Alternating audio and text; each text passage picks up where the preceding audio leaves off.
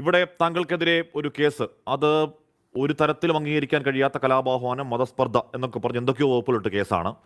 ഞാൻ അർജുൻ്റെ കുടുംബത്തെ വിളിച്ചു. അർജുൻ്റെ കുടുംബത്തിന് താങ്കൾ ആ രീതിയിൽ ഇടപെട്ടു എന്ന് ഒരു പരാതിയും എവിടെയുമില്ല. ആദ്യം കൊടുത്ത പരാതിയിൽ എന്തോ തെറ്റിദ്ധാരണയുണ്ട്. പോലീസ് ഒരു പക്ഷേ കടന്നെടുത്ത വകുപ്പാണ്. മാത്രമല്ല അത് തിരുത്തി അവർ പുതിയ സ്റ്റേറ്റ്മെന്റ് കൊടുക്കുകയും ചെയ്തു.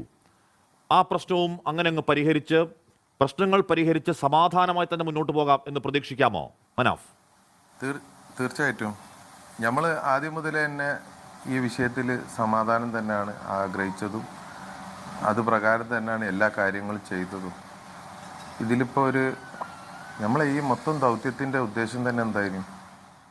അർജുൻ്റെ ഈ വിഷയത്തിൽ ഉണ്ടായ പാഠം തന്നെ എന്താ? സൗഹാർദ്ദം, ക്ഷമ. ഇപ്പം നമ്മളതല്ലേ കാണിച്ചു കൊണ്ടിരിക്കുന്നത്.